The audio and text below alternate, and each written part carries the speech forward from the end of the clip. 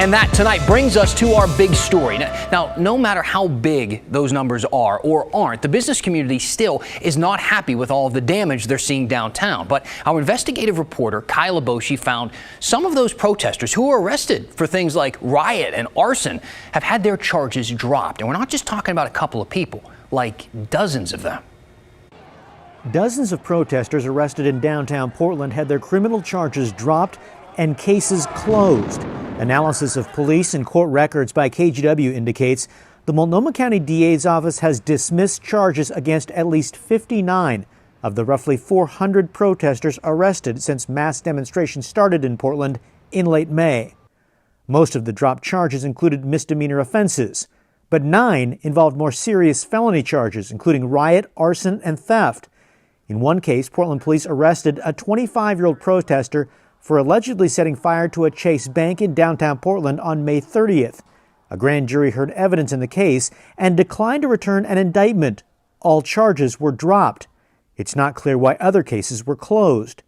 Charges can be filed later, but the incoming Multnomah County DA, Mike Schmidt, has said he would consider dropping charges against nonviolent demonstrators once he takes office August 1st.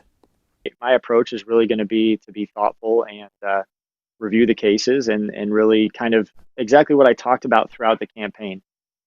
Think about what prosecutions are necessary for public safety. What that does is it makes arrests meaningless. Former Clatsop County prosecutor Josh Markey believes it would be unfair to give demonstrators who violate the law a free pass. It is incomprehensible to me that you could have downtown Portland destroyed the way it has, tens of millions of dollars of damage, and say, well, there's no accountability for that.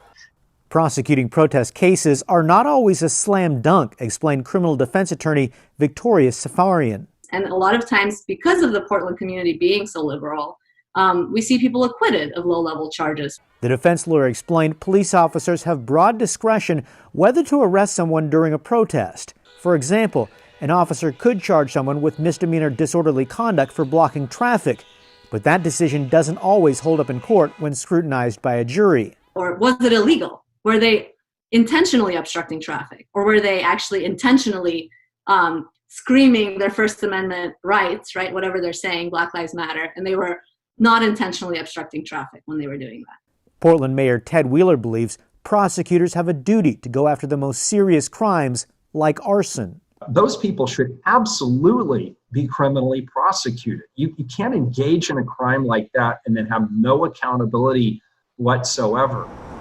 Adding to the challenge, the court system is already facing a huge backlog due to COVID-19 restrictions and damage to the Justice Center, leaving prosecutors to decide which cases are a priority and which cases, if any, should be dropped. Kyla Boshi, KGW News.